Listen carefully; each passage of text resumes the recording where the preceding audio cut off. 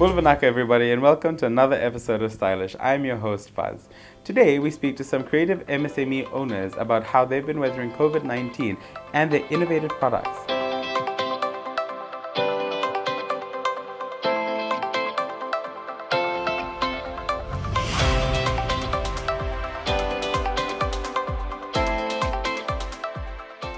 Bula, everybody, welcome back. I'm sitting with the two incredible women behind the brand Kanamothe. Now, for those of you that don't know what Kanamothe is, it is a range essentially of dehydrated fruit, and there's also a coconut and basil pesto that you have, which I understand is very, very popular.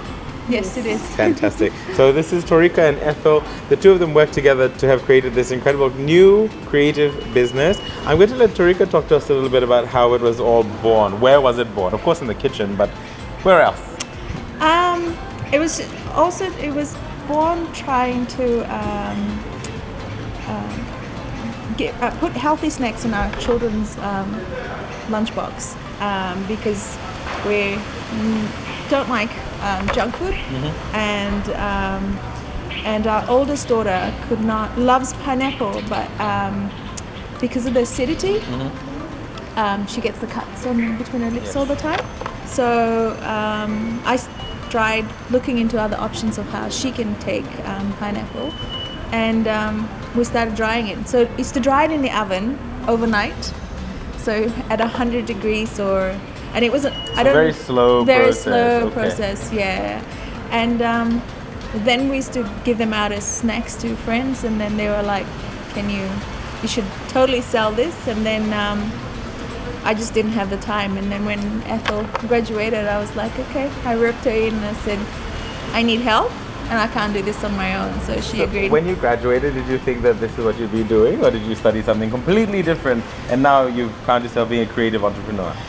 Well, I studied business, management and public admin, but this was not at all what I had in mind, not even close.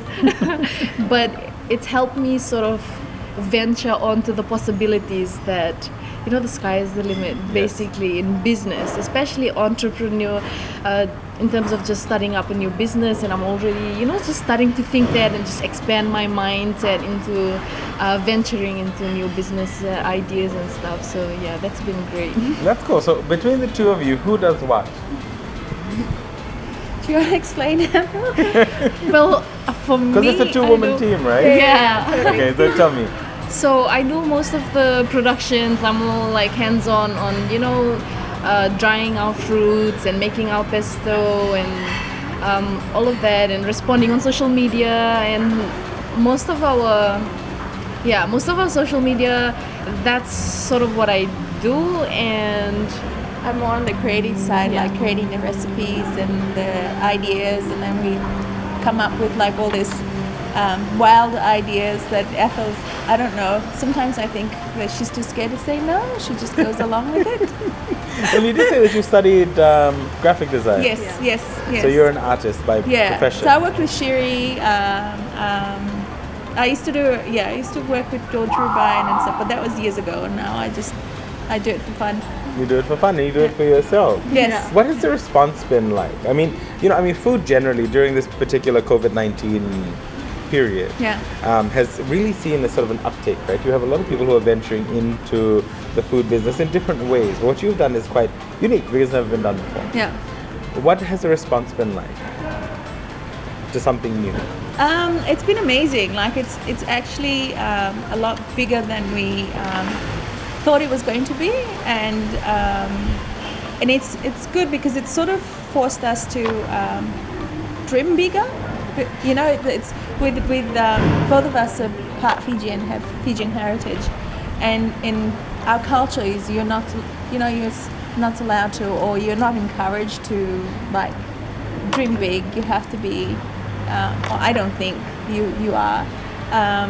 So like with this, it's like the response that we've been getting, we're like going, wow, like we didn't think about it like that. And like we got approached by Investment Fiji, and they're saying like, you can totally export your product. And we were like, oh, okay, well, we didn't think it was that, it was that exciting, or that our product was that good that you could And Fijian pineapples are the best pineapples in the world. Oh yeah, they are. By far. Yeah, and we're lucky that because of the COVID, we're able to have a constant supply, and that was one of the biggest issues that we had when we started out in late November, early December, was having a consistent supplier. We didn't want to commit ourselves to being out there in the market or to any particular business or market if we didn't have all our suppliers, in place, and so that's our because it's our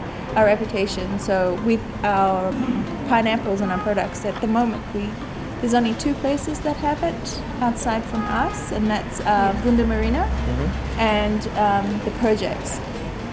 So whenever we're down there, we go and take out all the old stock and replace it with fresh ones, just so that whatever's on the shelf is always fresh. Always fresh. It's interesting. So essentially, I mean, in a strange way, the situation that COVID-19 has created has been conducive to your business growth. Yes, definitely. Yeah. So there's always a positive. Yes. I mean, we always kind of hear, or rather, there's a lot of discussion around the negative impacts. Yeah.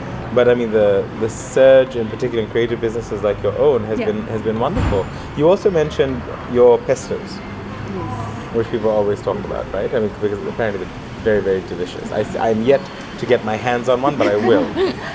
But you said that essentially, because of the lockdowns, with the border closures, you had enough basil available. Yeah. Yes. Yes. So how did that happen? So on the day of the lockdown, actually, we had traveled to Nandi to pick up our supply of basil because they could not export it, and they had tons of basil available. We could only get a portion, which was 50 kilos. To us, that's a really huge influx of basil. That's how many boxes? It was like 20. Yeah, 20 or 30 boxes or 30 boxes of basil. Wow. Yeah. Usually we just buy like a bag or 2 and just make our basil pesto with that. So on our way back, we get a phone call and it's like, hey, the border's closing tonight. You guys have to get here and make all this basil and pesto and all of these things. So yeah, it was, so during that process, and we had a lot of people who were interested in our basil as well, just because they heard word, they wanted to help. And so we had a really huge demand for our coconut pesto during that lockdown period as well, which was so helpful for us. But yeah, it's been awesome, the support and just the response that we've been receiving during this time. Yeah, it's been... I mean, in terms of growth, I mean, just so that everybody knows, these wonderful women import 150 kilograms of pineapple every week from Taviuni? Yes. Yeah.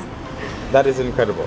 So, I mean, of course, when you dehydrate, you said there's 3 pineapples in the dehydrated pack? Yeah, so 100 gram pack is roughly 3 pineapples. So but essentially, you're selling 150 kilograms of pineapple, wet pineapple, yeah, a week. a week. That's incredible.